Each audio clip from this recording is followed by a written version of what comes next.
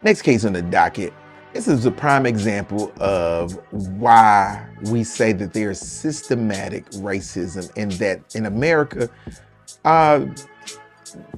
we public enemy number one. Let me see the evidence in the case. Do you live here? Yeah. You do?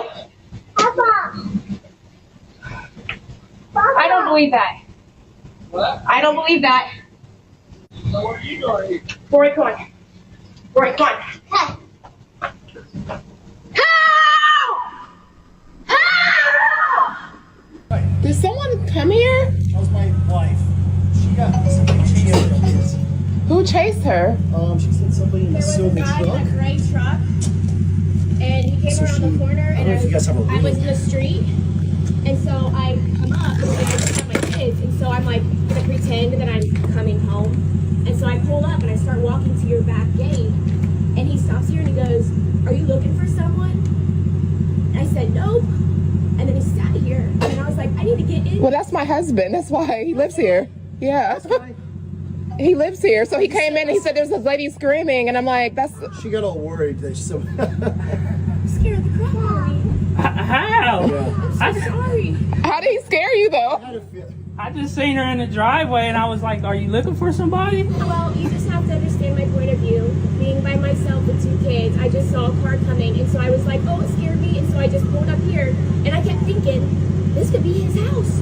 But you didn't say, this is my home. You just said, are you looking? And I was like, I did. When you was on the porch, you asked me, did I live here? I said, yeah. And you said, no, you don't. White America, this is what we talking about. This is what we talking about. This woman who is operating under the guise of fear is something that we as black men have endured for years. This is Emmett Till playing out right before your very eyes. We just don't have the end results of the Emmett Till, but it is the same thing. You came on this man's property, rang his doorbell, and made him the enemy at his own house. And you asked him a question, which he answered, do you live here? He said, yes, I do. Your response is, I don't believe you. Why didn't you believe him? What reason would you have to not believe him? And then you go running up the street screaming as if this man has done something to you. Screaming. And you say because you were scared. Were you really scared? Because you wasn't so scared that you and your kids walked up to this house that this man was coming to. So you were so scared that you put your kid's life in danger? Is that what you're telling us, ma'am? But the ultimate question is, why were you in fear? Why? Why were you in fear? Why did this man not get the benefit of the doubt that he lived there? Why did you feel the need to even question whether or not this man lived here? See, these are the questions and these are the issues that we deal with on a daily basis.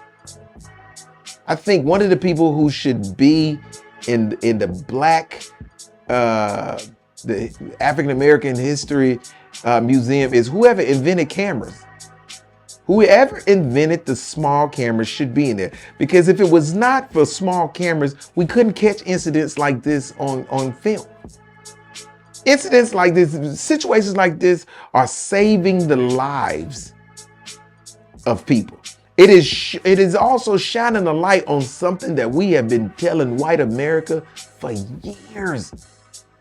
A lot of y'all walk around with your blinders on because you don't deal with this and you don't see this, so you think it don't exist. It exists every day. It exists, not Monday through Friday or only on the weekends or only in the bad neighborhoods. It exists every year.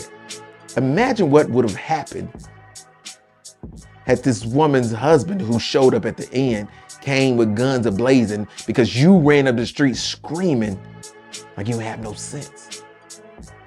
What happens then? This man could have lost his life because you out here with some white tears, some white woman tears, a made up scenario, because you ultimately see the black man as nothing but a criminal, a predator. Because that's why you feared him. That's why you were scared when you walked on his porch, because that's how you see him. And guess what? You are how we see you. Always the victim, even when you are actually the person who are the perpetrator. It's a damn shame. Ain't America grand? Next case.